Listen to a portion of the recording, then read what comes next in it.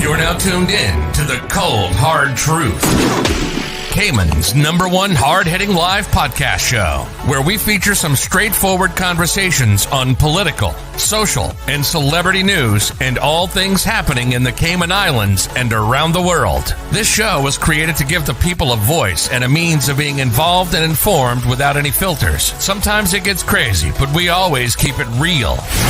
We bring you the tea, piping hot, so grab your favorite beverage and join the conversation via WhatsApp at 324-1612. Email tips at CaymanMarlRoad.com. Now, here's your host, Sandy Hill, broadcasting live from the beautiful Cayman Islands.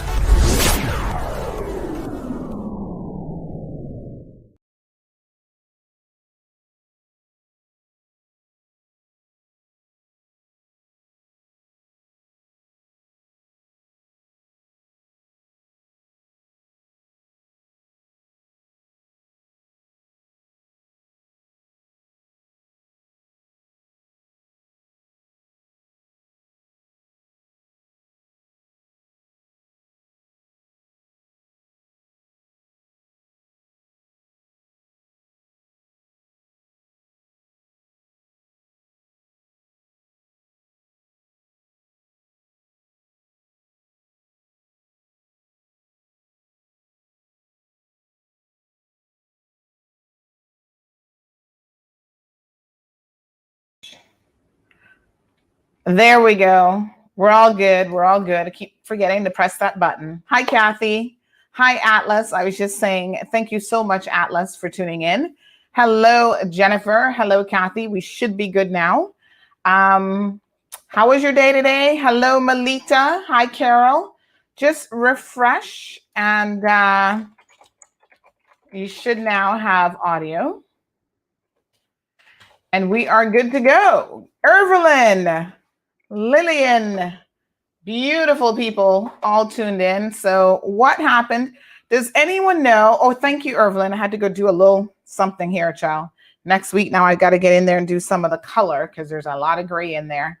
Did anyone hear any sort of final details on what transpired out by FCIB today? Where's Cameron, by the way? Cameron had me laughing when Cameron commented that, oh my gosh, you must be like, you must have a doppelganger because everywhere you go, it's like, there she is, there she is, there she is. There's got to be more than one of you around. And I'm happy to report there is only one of me. But yes, I seem to always be in the right place at the right time for some of these news stories, quite amazingly enough. Kayla, watching from Jamrock. Thank you so much, Kayla. Tell us what part of beautiful Jamaica are you tuned in from this evening?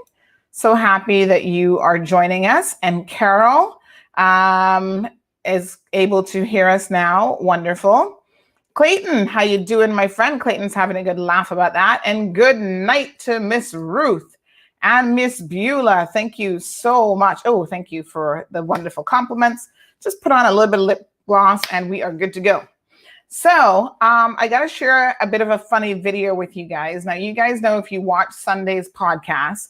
And Christian, hey, how are you? Normally, I do not do a podcast on a weekend if I can help it, because I know you guys are busy. So I might do like a little mini video if I stop somewhere and I'm just like, hey, you know, this is what's going on here at this location, or if there's social events. But I don't tend to inundate you and take over your weekends, because guess what? Weekends are for family fun days, spend time with your loved ones, especially on a Sunday, because, Valissa, girl, hold on, Valissa, I got a special surprise here for you, girl. I don't know how often you tune into the show, but that, your comment deserved 2 horns. Thank you so much, Valissa. I appreciate that. Atlas, it is not Friday. It is Tuesday, the 13th. It is a beautiful day. Kayla is joining us from St. Elizabeth. You know, Kayla, I've got some family members. My grandfather was actually from St. Elizabeth. So you never know. We might have some connections there.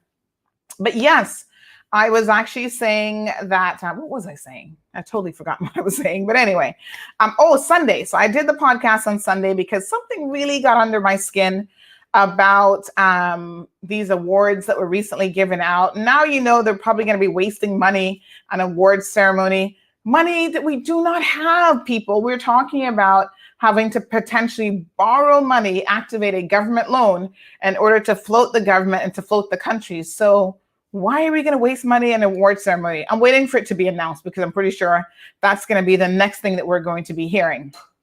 And boy, oh boy, oh boy, good old fashioned Caymanians, we like to take things in stride. And sometimes we have to laugh at it because otherwise we would probably all go crazy by now. So I want to share with you guys a video that was circulated earlier today, which I think is so humorous. Hold on one second. Check this out. My U.S. words for the fight against COVID. we now anoint you. Rise, Sir Craig Merrin. Thank you, my brethren. You're no Good white continue.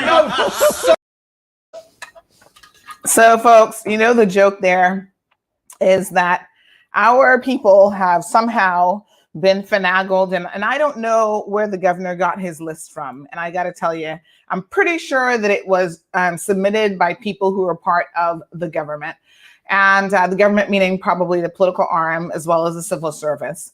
And it's highly civil servant based. And someone was saying to me today that they've never known, with the exception of one guy who was a doctor who, saved lives, they are unaware of any non-Caymanian ever getting an OBE. And I'm curious to know if you guys are aware if this has ever happened before, or will Dr. Lee now go down in the history books for being the first non-Caymanian to be awarded an OBE in this country? Quite interesting and quite shocking at the same time. So yes, leave it to Graham Rankin and the crew there to make a joke of the whole situation. And that was, of course, Craig Merrin. Craig is taking it all in style. Oh, thank you, Amanda. It's amazing what a little trip to the salon, you get your hair done. That's all I've done today. And I put on a little bit of lipstick and that's it. Doesn't take much sometimes, right? But thank you. I really appreciate the compliments so much. So yeah, so Craig is taking it all in stride. Those boys are making fun of it. The suggestion, as I discussed on Sunday, is that the premier should be knighted. He should become Sir Alden McLaughlin for how he's handled COVID. My God, it's amazing. I mean, I know that the world is tipsy-turvy at the moment and there's a pandemic everywhere. It's a worldwide pandemic, not just here in the Cayman Islands. And for me, this feels like a 15-round fight. And we are in round 1 or 2. We're early on. And we do not know how far this fight is going to go, how long it's going to last. We've got to save our resources, folks. We've got to save our energy. And I also think that we should be saving our accolades, like who we're praising for doing such a fantastic job. Maybe we're not quite ready yet. That's kind of how I'm feeling about the situation. Oh, girl. Karen, did you miss Sunday's show? I need to put the podcast in here so that you guys can watch it, because I tell you what, I was not too pleased with that situation. First of all, it's too early to be handing out awards, like I said, for a pandemic that we're in the middle of. I don't even think the middle of, I think like round 2 or 3. And there are people who were left off of that list that unfortunately, I think shouldn't have been left off of that list. So I was a bit disappointed. People like Craig Merrin, remember him and his cousin, Mr. Coe, Vernie Coe, I think is the first name. They were instrumental in getting the first batch of test kits that came in from Mexico. And that was no easy task, folks. They had, people come on board like Dart and others, and they're mentioned in this award ceremony anywhere. Talk about a bunch of ungrateful people. And that really rubs me the wrong way. And I don't know who else is rubbed the wrong way by it. But, premature isn't inclusive. And we're also rewarding civil servants for doing the job that they are paid to do. And they are paid handsomely. And I'm going to tell you guys something. I'm doing a bit of research. And so you've got to stay tuned, because you're going to be surprised at some of the things that I'm going to be disclosing to you, hopefully in the coming week.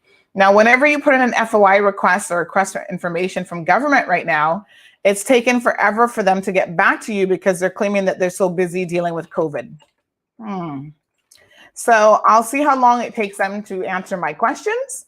But what I can assure you is we got some questions. And once I get the answers, which I already know the answers to, I think all of you will be surprised. Not surprised in a good way. Surprised in a way that you will go, why are we knighting or giving anybody any kind of accolades? We shall see. Stay tuned. That's all I want to say for now on that note. Cameron says, why stop at knighthood? Give him the Nobel Prize. Well, Karen is still recovering from Friday's show and prepping for Monday. So yes, Karen, my dear child, what a hot mess. What can I say except it is what it is, and we have moved on from that fiasco. Good evening to the lovely Miss Ronika, looking good as usual. Johan Moxham says, Craig Marin, Vernie Coe, and Dr. Simmons Ebanks all deserve official recognition and royal gongs for their actions. And I went into great detail on Sunday's show about that. So if you missed it, and trust me, I was very impassioned because I do feel like this has really been done the wrong way, and for probably not from the governor's perspective, but perhaps whoever's advising him has been done for all the wrong political reasons. So Cameron says Alden has put us under manners, and we know how hard that is. Well, I don't know about the rest of you all, but not so quick there, my dear child, not so quick. So Atlas, how do I sign up as knight? Can I do the role from home? Woo, Atlas, you're so silly. You're so silly. Let me give you guys a little bit of Wendy Williams. How you doing? How you doing? Yes, I remember you recommended Dada's Restaurant. Yes, that was over the weekend. So go and check them out, folks. They actually, I got to tell you, they sent me a message on, I think it was yesterday, thanking me for doing the live stream there, which was very impromptu because they had a lot of people who were calling them and saying that they were coming by because they had seen the live stream. So, you know, that was on the house, so to speak. And I'm glad that they received some good positivity from it. And yeah, go and check them out. Go see what they got going on. Support the local burger joints. And by the way, I'm going to go, maybe not next week, but maybe the week after, to my all-time favorite burger joint in the Cayman Islands. They may have the best burger on the entire island if I feel like driving. And so I will let you guys know when I'm there. Yeah. Now, I know it sounds kind of crazy. You're like, I feel like driving. The Cayman Islands is so small. Where's a long drive? Sometimes you can't even be bothered driving to West Bay, much less. Well, West Bay is kind of far for me. You know what I mean? All right, folks. So listen, there have been some concerns about the Catholic Church. Hi, Cecile. So nice to see you. There have been a number of articles about the Catholic Church and the parents questioning some financial queries they're uncertain about. There have been requested, some registrar has requested financial records from the board of the school and of the church. And they're registered as an NPO, as a nonprofit organization, I think since 2018, if I'm remembering correctly. And so the question becomes, what is going on at St. Ignatius? It seems like a lot of the parents are unhappy at the moment about the situation there. So their unhappiness has translated into them having a meeting last month and they are continuing to ask questions about what is transpiring and what is going on. Now, let me tell you how incredibly small the world is.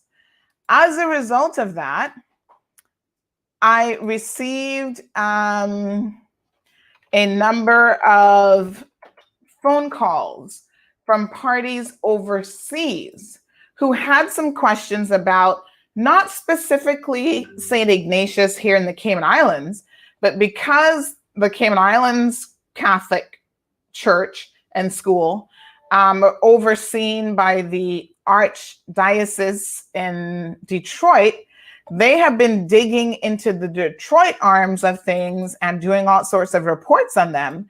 And they're really keen to find out more about what's happening here, because they have some concerns that the Cayman Islands location could be used by the Detroit bosses, so to speak, to hide some of their dirt. And so there's a bit of a fact-finding mission that has been undertaken.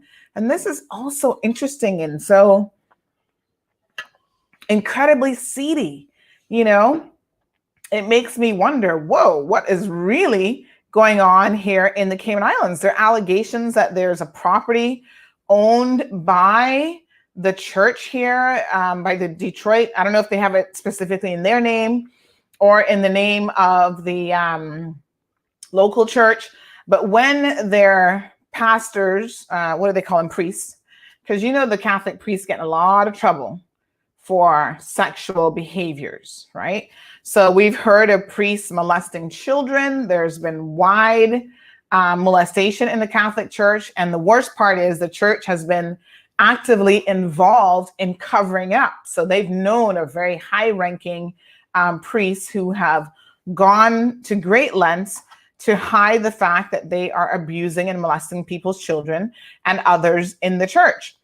So it was quite interesting to hear that investigators in the US believe, and these are investigative groups, who believe that Cayman could be being used, I should say, as a front or a cover, which wouldn't be the first time, let's be quite honest, to cover up things for different locations. And that when some of these priests are accused of their wrongdoings, criminal wrongdoings, moral wrongdoings, they will send them to the Cayman Islands to basically chill out and hide at a property that they have here.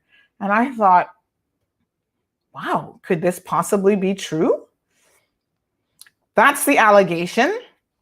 People are investigating and people are asking questions.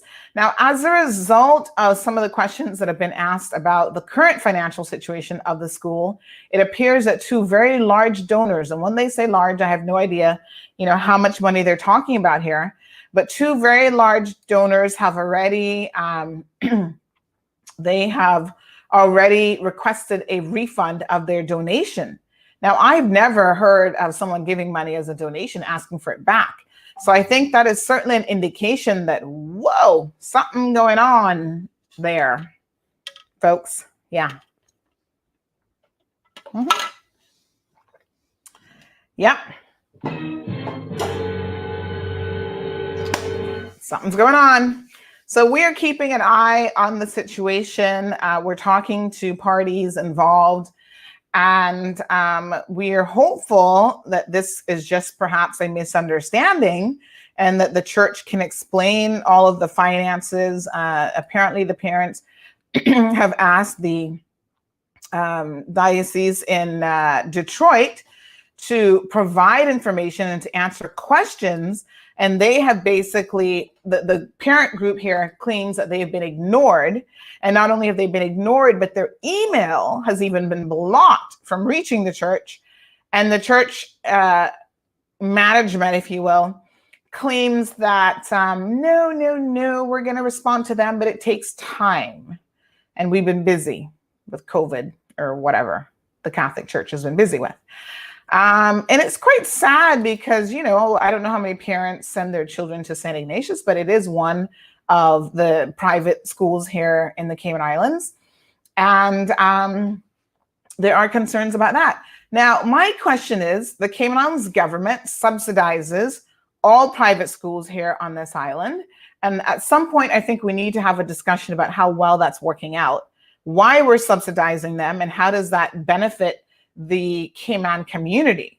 So I know that as a Caymanian, you're placed on a waiting list for these schools, and you're lucky if you ever get a phone call back that your child has been accepted into their program. And they do pick and choose, probably along economic lines of who is allowed in.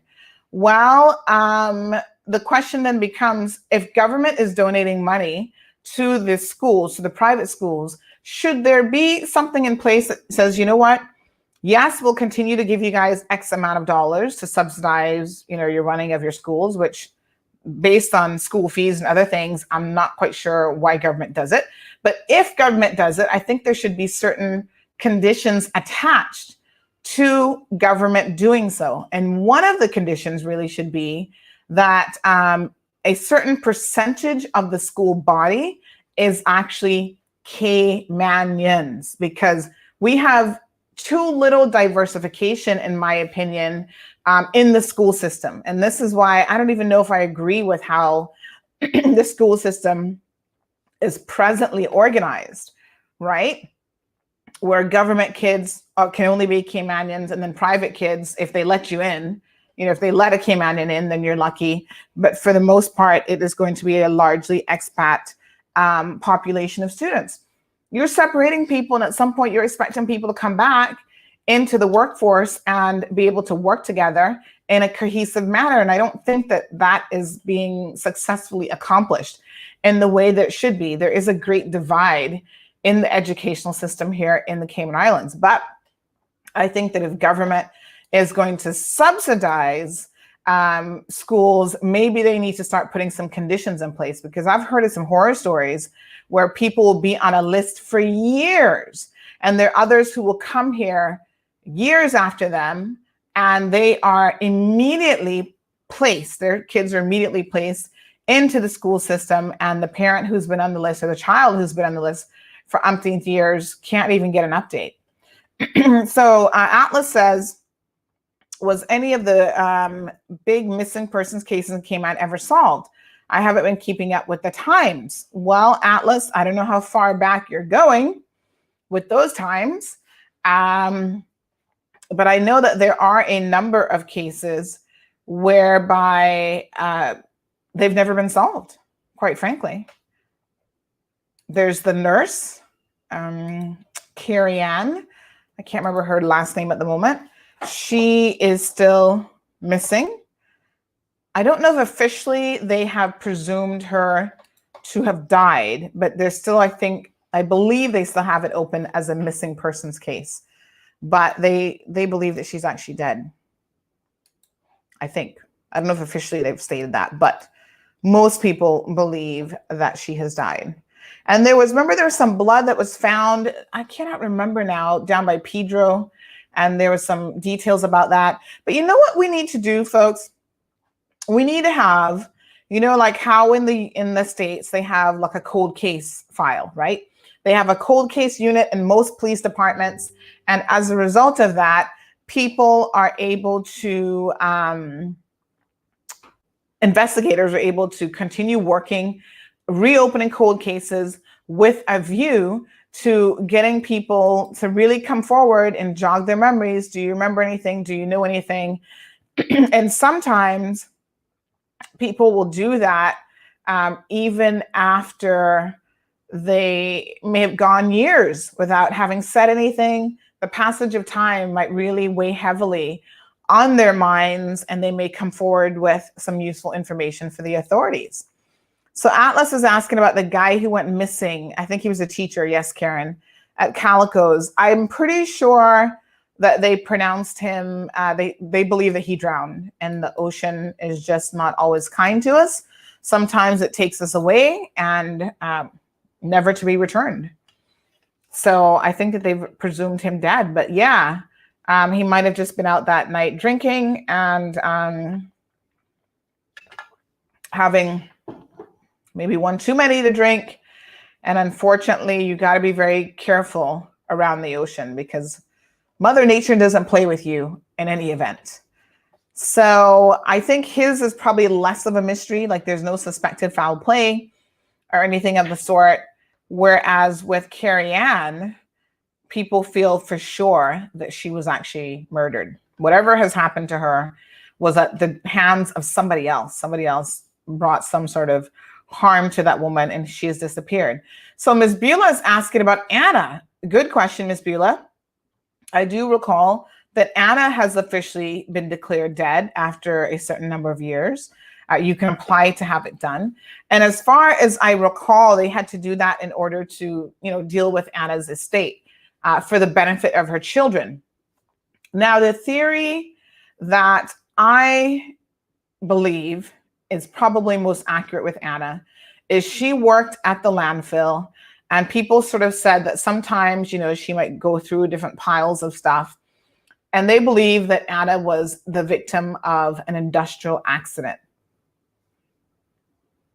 I don't know if there was there must have been an official inquest into her death, but I don't even remember reading about it, to be honest. What was Anna's last name? Remind me of her last name and I'll see what I can dig up and find. But I do kind of feel like hers was more of an industrial accident at the landfill facility. And apparently there's some areas of the landfill, like the incinerator, if you accidentally fall into that, well, there's no coming back. I mean, no one's going to find you really. And, you're a goner for good.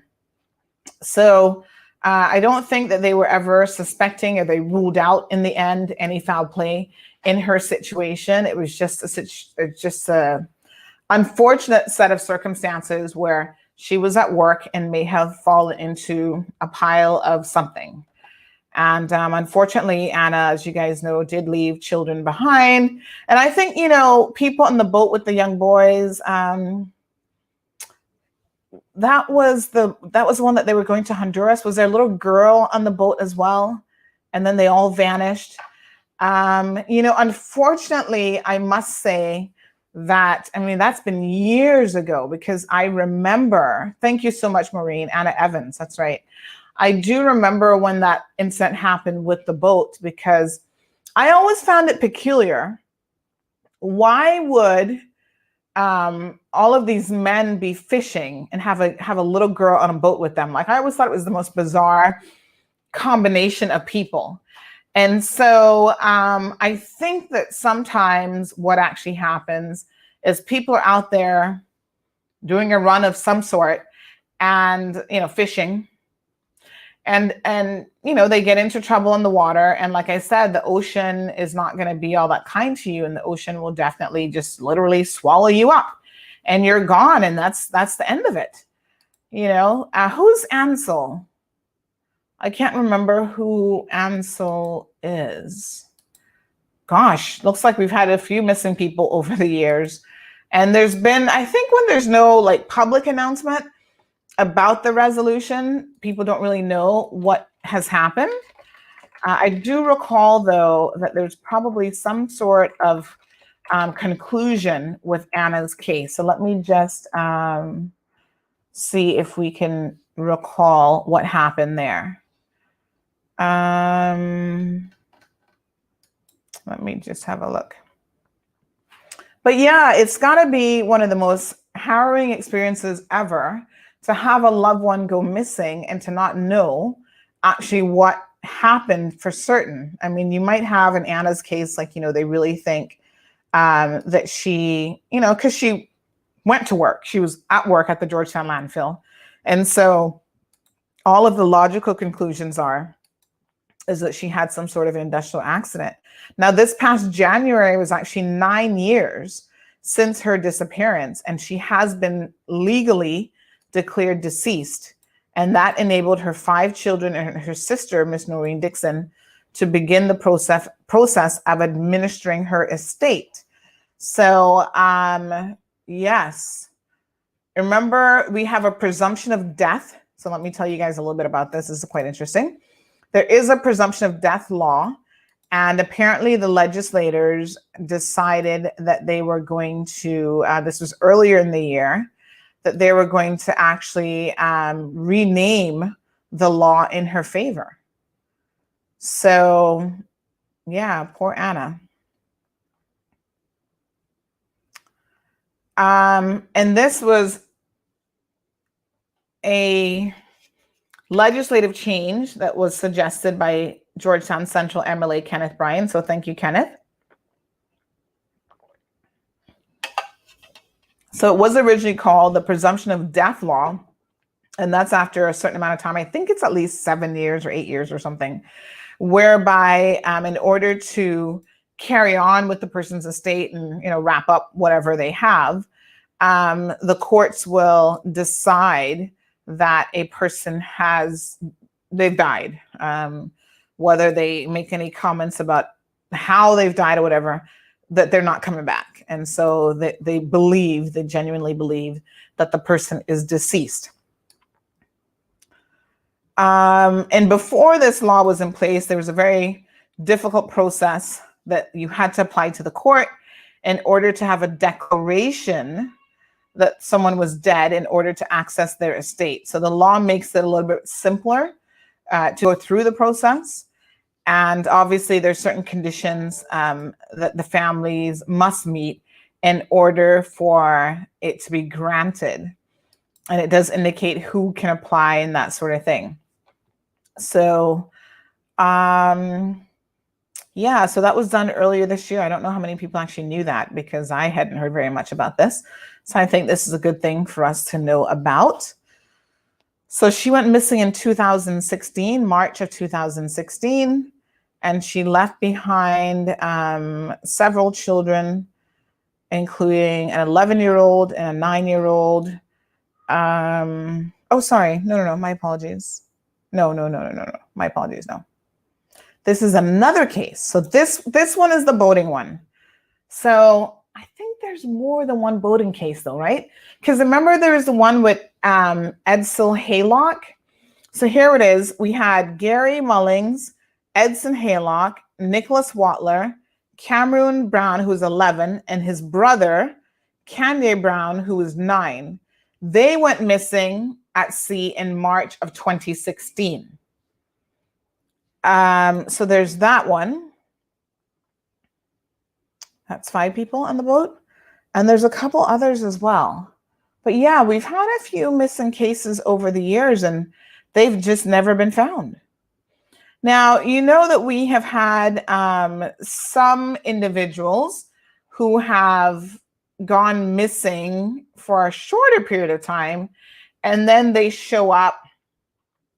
Remember the guy who went out on a boat and he was found like drifting between Cayman and Honduras, but they eventually found him. So there's someone like that. And, I want to say that wasn't his first time. I can't recall what his name is now, but that actually was not his first time having gone out to sea and had a misadventure at sea. Trust me, the ocean can only catch me once with a misadventure. There will be no second time going back out on a boat by myself or with one person in a little dinky boat for me to get washed ashore somewhere, some little island, and have to do my own version of stranded and alone or desperate and alone or naked and alone or whatever. It's not going to happen. I'd be staying so far from the ocean and staying inland that they would not have to worry about rescuing me again. So, Miss Lillian, oh my gosh, no, Miss Lillian, try to behave yourself. She said, I'm flipping my hair like I'm on Baywatch. No, that would be like this. You guys are so funny. You guys legit make my day. Some days I'm tired. I'm like, nope, these guys are waiting on me. I'm going to come here and chat with you, even if it's for an hour right now. And it's comments like that, Lillian, that just make me chuckle. So Karen says her mother had to go to work and had to leave her with her father. They were testing the boat. Oh, okay. Yeah, sometimes I can't always remember the details, but yes, thank you so much for that, Karen. So there's been a couple missing boat stories though. Hi, Lisa. How are you? The beautiful Lisa joining us from Cayman Brac. I enjoyed visiting with her and having lunch with her when I was in the Brac a few months back. Gee, that has gone by so quickly already. Wonderful Brac trip. And, you know, you guys have been keeping the Sister Islands busy. So keep it up, folks. We're going to keep our economy going and we can do it. I mean, yes, it's nice to have the millions of people, invading our shores. But in the meantime, until we can get back to some semblance of tourism and stuff, there is homegrown tourism that you guys can definitely engage in. And can I tell you that my daughter has been talking about going to Stingray. She doesn't call it Stingray City. I think she says Stingray Park or something. She uses some other word for Stingray City. And she's like, I want to go kiss the stingrays. I don't know why all of a sudden she's talking about stingrays, but Miss Lewis is watching us. Thank you so much for tuning in. Lovely photo of you, and it looks like a little young man there. Karen says there was also the guy who wanted here went missing and ended up getting killed in Jamaica. Oh, he's the guy who actually, I think he's from West Bay, jumped into the ocean. I'm telling you, folks, don't play with the ocean, and went swimming somewhere. Eventually, he made his way to Jamaica. And yes, it seems like he was involved in criminal activity or whatever. He met his demise at the hands of somebody else in Jamaica, because in Jamaica, they're not playing around with you.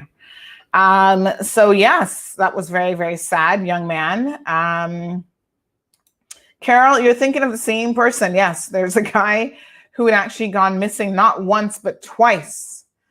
And everybody keeps thinking, maybe you should just leave the ocean alone.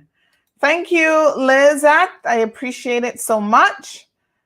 Charles is here and says the one that evaded the cops, it wasn't so lucky. Yes. So there was him as well. So my goodness, we've had a good number of persons over the years. And those have been in the past 10 years. There are people who from long ago have gone missing, and we don't always remember all of those stories because it's been a significant passage of time since they went missing. But yeah, I mean, normally someone goes missing, there's some sort of criminality involved in them going missing. And it's a mystery that needs to be solved. And there's a couple, we're talking about missing people, but there's a number of unsolved crimes, including murders on this little small island as well. So isn't that shocking and unbelievable all at once?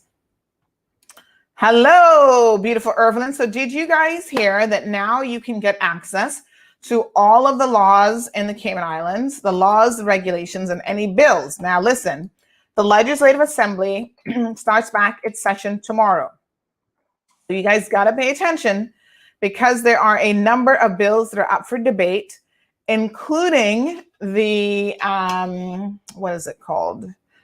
Let me give you 1 second.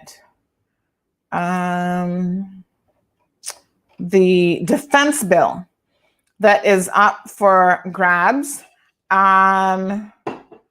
So I think I'm trying to remember how many bills they're trying to push through, but there's quite a few. Yes. Mm-hmm. Yeah, somebody says, gosh, there's so much news to cover sometimes on a small island, but you can go to legislation.gov.ky.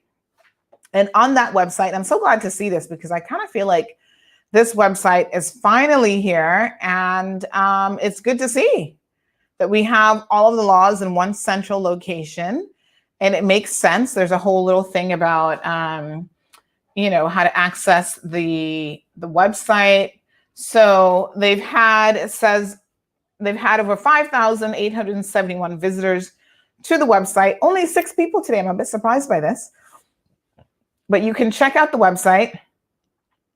And it's a legislation online website called iLaws, and it basically gives you access to all of the laws and regulations of the Cayman Islands.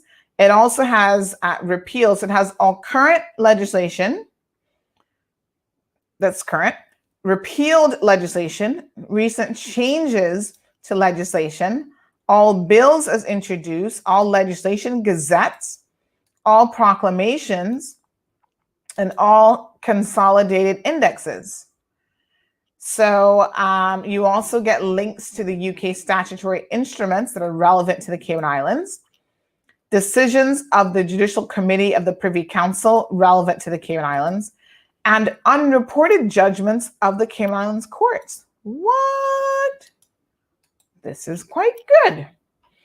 So, folks, check it out.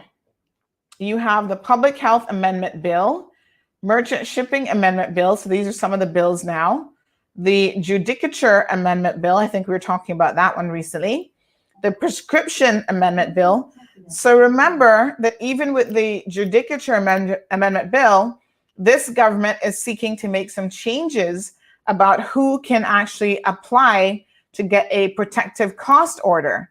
And as you guys will recall, a protective cost order is one of the measures that was legally in place that allowed Ms. Shirley Rolston and the CPR group to be able to move forward with their challenge of the government on the port referendum and the proposed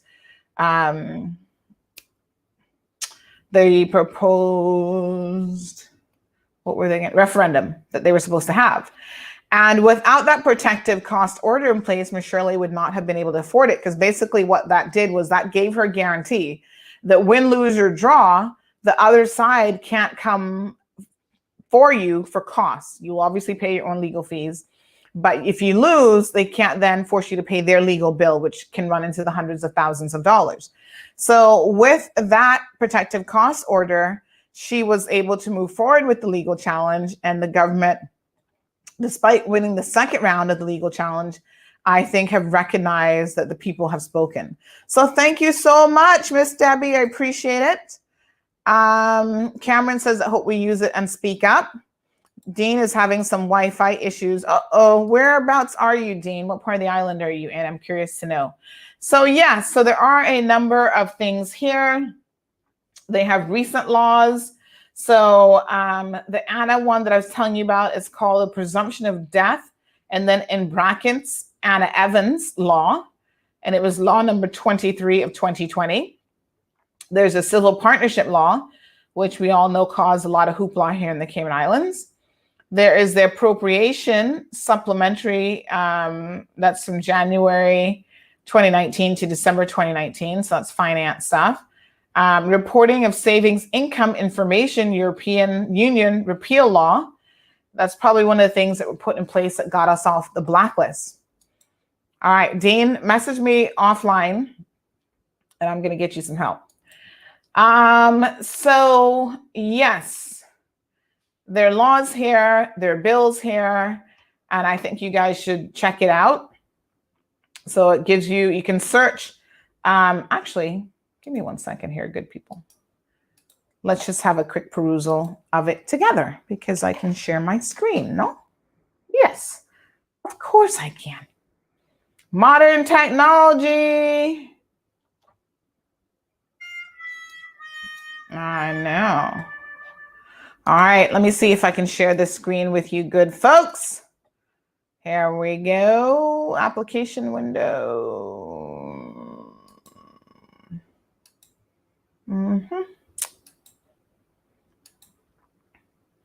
All right, everybody can see that? Yes. Beautiful. I'll take myself off the screen. All right, so this is the website, good folks, and I'm just going to walk you through it a little bit here. So as you can see up at the top, this is the homepage, and it kind of explains to you about the rule of law. This is good, how all laws should apply equally to everyone. The law must be accessible, intelligible, clear, and predictable. Well, that's not always the case, but that's one of the rules of law. So these are all of the tenets, the underlying principles of the rule of law.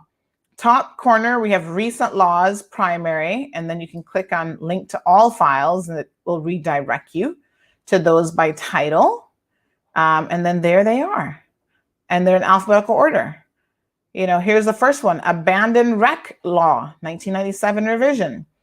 Accounts Law, 2020 revision. I wonder how many laws we have in total here in the Cayman Islands. I'm willing to bet there's quite a few.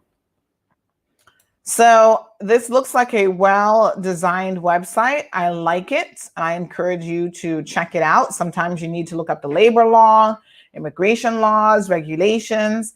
Now it's here in a very, one-stop shop, convenient location for everyone to see.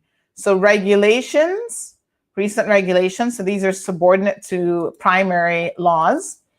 And then recent bills that have been introduced. So in other words, they're up for discussion on the table, on the floor of the Legislative Assembly. Now you can search laws by title, by subject, or by a particular tag. You can see laws that are not enforced for whatever reason that may be. They've got a section for repealed or revoked or spent laws, any recent changes, the index alphabetically and by subject, laws passed by year. So if I want to say, okay, in 2019, what were the laws that were passed? You can go and search by year. Secondary made by year, the legislation workflow. I'm guessing that shows you how laws come about, yes, and how they, become laws. It looks like quite a workflow. Oh my God. Talk about complexities. And then we also have a CI organizational chart by date. Oh, really? Huh. Ordering, ascending, descending. All right, let's see. Display, I guess it's probably too big to display all. So let's do 20. Let's see what happens if we have a look at this. Speaking of websites that are not updated, OffReg, can someone please speak to OffReg about updating their website? Because honestly, the OffReg website has decisions up to 2016. And then after that, there are no decisions. So this is an organizational chart. It's very small to see though. It's tiny because there's so many names on here. So we won't worry about that. But the website for OffReg is not being updated on a regular basis. And I do not know why. Since 2016, we've had no decisions from OffReg. What does that mean? They haven't been working? I know that isn't the case, but no one is bothering to keep the website up to date. So I was trying to do some research on a new organization that has obtained a bill, a new telecom company, and they're not even a bill that have received a license, my apologies, a new telecom company, and they're not even on the list of licensees. Like, really? Can we try to keep this updated, folks? It can't be that hard. So this is quite good. So these are bills and then who they were introduced by. So we have the Adoption of Children Amendment Bill, which I had not heard anything about. We probably want to check this one out. Department is the Governor's Office. And this was introduced August the 10th of 2020. It's not yet been passed by the Legislative Assembly. Look at all the financial stuff that we've passed here. Banks and Trust Companies Amendment Bill, Birth and Deaths Registration, all of that, Ministry of Financial Services and Home Affairs. The reason why all of that was done in May, and there's one here in January, May, July, is because we're trying to get off of the blacklist for the European Union.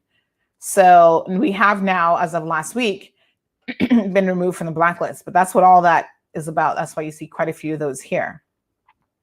Defense bill is coming out of the Governor's Office. Customs and Border Control Amendment Bill, that's the Ministry of Employment and Border Control. Portfolio of Legal Affairs made some changes to the Criminal Procedure Code, or CPC, Amendment Bill as we call it. And then pretty much you can click on any of these that you would like. So let's see if we wanted to click on the CPC, the Criminal Procedure Code Amendment Bill, and then it's going to open up the PDF for you. This is only a 6-page amendment. And it basically says to empower a court to seize property that corresponds in value to property which has become unavailable at the time an order for seizure is being considered, and for incidental and connected purposes. So in other words, criminal proceeds of criminal conduct, they want to make sure that they can get their hands on it, even if it's at a later date. So yeah, that's a pretty short amendment. It looks like just one or two things in that substantive bill are actually being amended. So check this out, folks. Education is power. And so, the more you know about what's happening in your country, the better informed you are, the better off you'll be overall. Trust me. So they have the Gazette available here as well. So I find that gazettes can be very useful. So within the gazettes, they have the Consolidated Index of Laws and Subsidiary Legislation. So those are here. This one is September 16th of 2020. Let me just have a look at this. So, the Gazette has different things in it. So it says the following supplements are published with the issue of the Legislation Gazette. Further copies can be obtained from the clerk of the Legislative Assembly. And so it talks about, for example, the registered land law bill, amongst other things. So educate yourself, folks. There was a time when you had to pay for all of these. And I kept thinking, even many, many years ago, when I moved back to the Cayman Islands, my thought process was, why are we still paying for legislation? Why is it, I'm sorry, Larry, I guess it wasn't that big, but why are we not getting legislation for free in this country? And it was so antiquated that you had to actually go to the LA to purchase your law. And so now it's available online and you can get it completely for free just by going on the website. I put the link right there in the discussion section, in the comment section. Good evening to Larry. Atlas, any updates on tax rumors in Cayman? Well, I don't know what updates you're looking for, but we, at this point, remain, oh, there's a mosquito in here. Hey, I think I got him, but I'm not sure. There's a mosquito. I believe that we are still a tax-free jurisdiction. Atlas, no direct taxation at any rate. I don't hear anything else going on. So Cameron is having a good laugh about my new buttons. So I can program these. This is my Stream Deck situation here. I can program these with my favorite buttons. I do need to, there's only so many that I can have on here at a time. So I do need to add some, I've got to have my Jackass one. And we've got a few others on here. So I'll change them up every once in a while, but some of them are uniquely awesome that we'll probably use all the time. So Melita's saying that in order to see that, you need to be wearing glasses. Yeah, on the screen, it's probably a bit too small. So I'll just put the link there for you guys to see.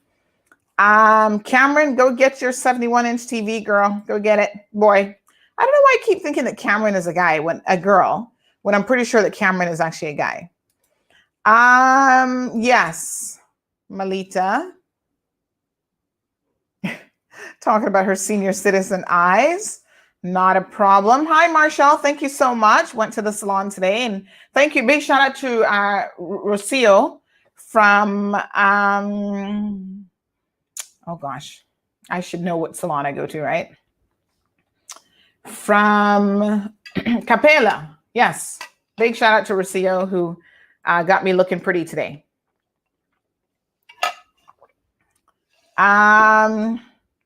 Melita says, get them, girl.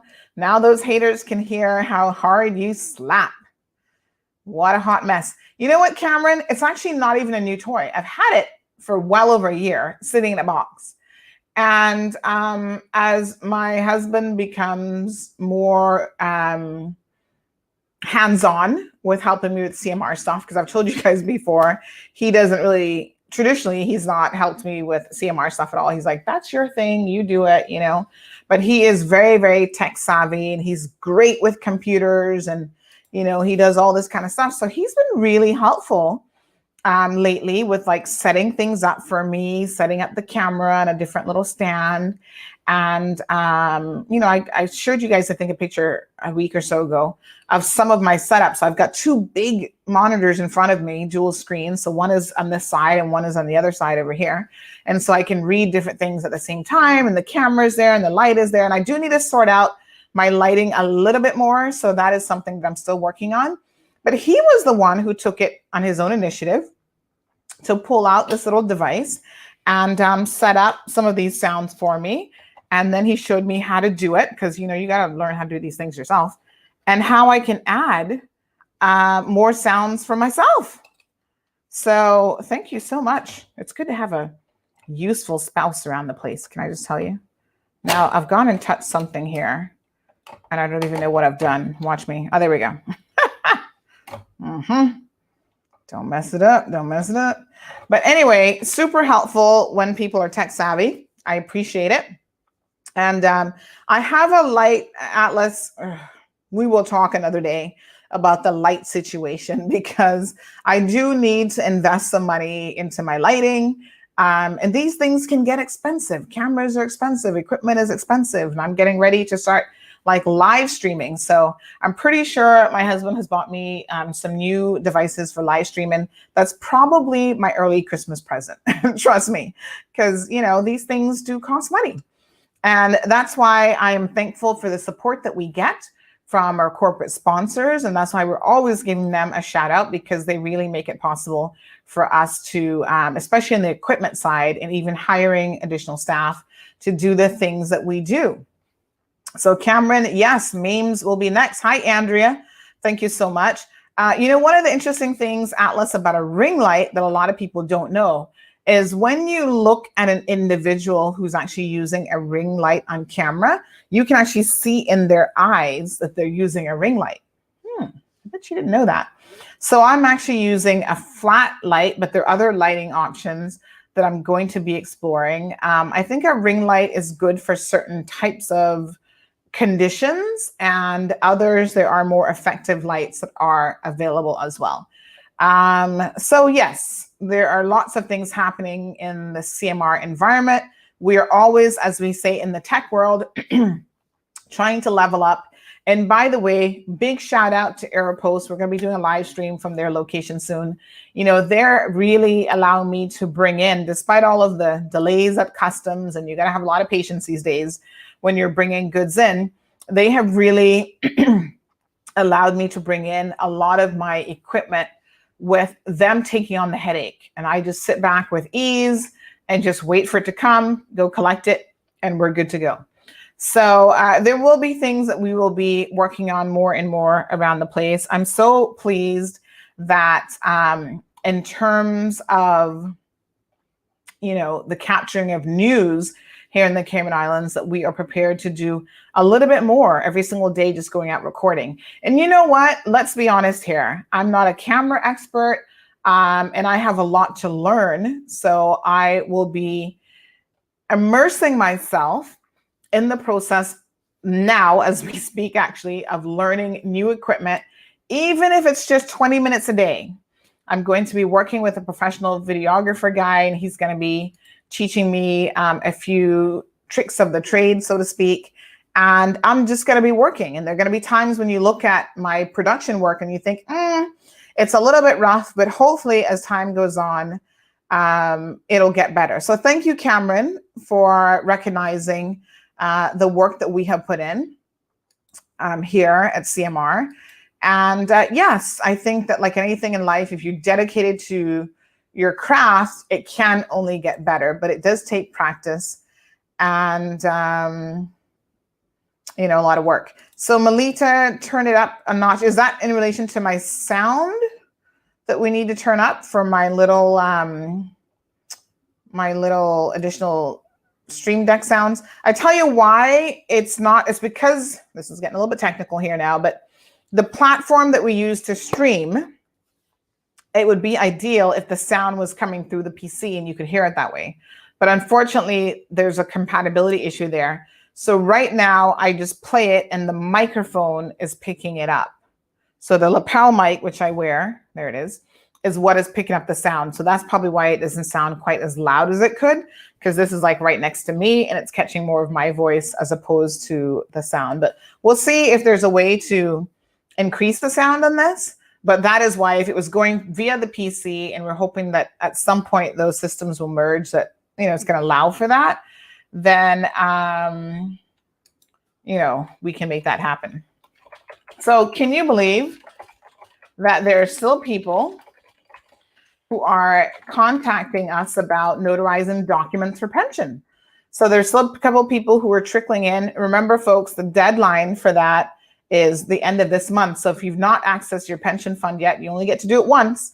So make sure you make your decision in terms of what you're going to do. That is going to expire the end of this month. And I do not believe that the government will be extending that. They will extend not the pension access, emergency access, but they have already decided to extend the pension holiday portion of it. So yes, there are people who are still accessing or putting in applications to access their pension fund. And there are some people from Fidelity who I understand are still waiting to actually get their money, which is just unbelievable. Oh my goodness, Cameron. Woo! You hit the nail on the head, my dear. We have received a complaint about these people already. So let's discuss that in the morning, shall we? Tune in at 7:30 a.m., folks. We do have Danica, our regional correspondent, who is stationed in Jamaica. She will be joining us. And Danica is going to start joining us on a regular basis on Wednesdays for just a little bit to talk about all entertainment news and, more importantly, regional news as well. So we have 424 COVID results. We've just gotten this in at 7:41 since yesterday. So this would have been Monday results. And they have all been negative. So kudos for hearing such wonderful and good news. All negative results at 420. So wonderful. We also have the list of public holidays that has just been announced.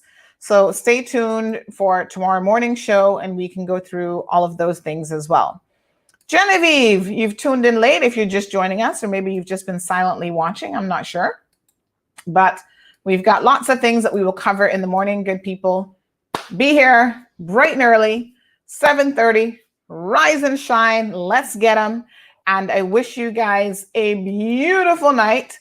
We will be, like I said, welcoming Danica from Jamrock in the morning to tell us what's been going on in Jamaica. So have a safe night. Enjoy the rest of your evening, and we shall see you guys first thing in the morning. Thank you for tuning in to another edition of The Cold Hard Truth. Make sure to check Facebook for showtimes and more information and the latest news at CaymanMarlRoad.com. Subscribe to our IG and Facebook pages to get the latest happenings.